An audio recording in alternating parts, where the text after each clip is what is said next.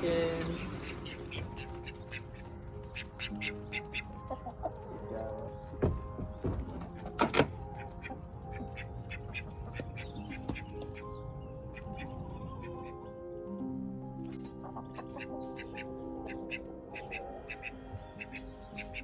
Hey guys, welcome to Findlay's farm. I'm out here with the chickens and this is Olive.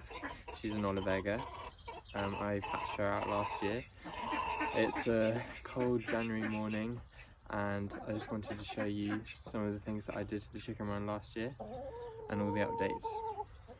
So this is what we call the chicken shed. It consists of an 8x10 shed which houses the chickens at night and keeps them safe from predators, as well as an outdoor run which is completely covered as well, keeping them protected from predators. And then out the front we've got a row of hazels which gives them shade in the summer and provides us with cob nuts. And then over in the corner there we have a grapevine growing up the side which also gives them shade in the summer. So I'll take you guys in and show you what we've got inside. We've got this 4-sectioned roll-away nesting box which is metal framed, which works very well.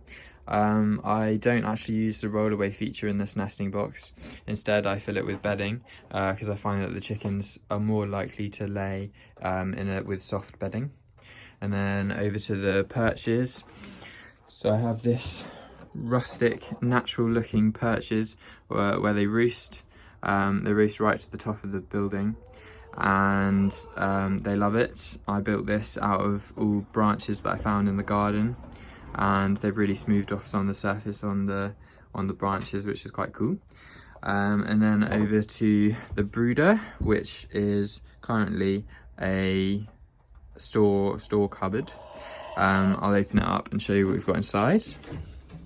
So I've got mealworms in the bag, which is a treat for the chickens, especially in the winter with avian flu, meaning they can't go and find and forage and find insects and things in the grass. And then we've got their multivitamins in the front, which I got from a pet store, and their heat plate for when they're chicks.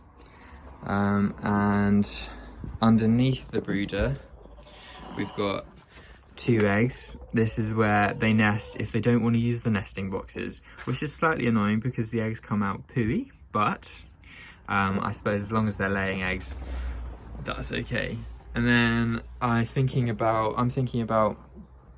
redoing the brooder a bit and adding a second layer for either quail or chicks, so stay tuned for that and I'll keep you updated. And coming outside, we've got a lovely rock for the chickens to scratch, and round to their climbing frame. This is something that I built them last year. I added the 3rd rung later on a few months ago and they love it. In the summer months they come and sit on the bars and bathe in the sunlight and they just love it. I've got their water, which I cleaned this morning, which I clean every day, apart from the pond, which is for the ducks, which I clean every week. And the ducks love it. That was a recent feature. In fact, I can put some of their food. I've got some swan and duck food which I can put on the pond, which might encourage the ducks to come onto the pond. But as you can see, the chickens are also very interested and they go around the outside and try and get the swan and duck food. And then over here we've got the Rainwater System, which works amazingly. I can just fill up a watering can and use it to fill up their drinking water every day, because with having 2 ducks here they do make it very messy. And then their food is in this bin. It's a mix of layer pellets and mixed corn, and then the duck food as well. And then this is a chair that I can sit on to kind of come out and be with the chickens. Look, the chickens are they're very curious about that swan and duck food.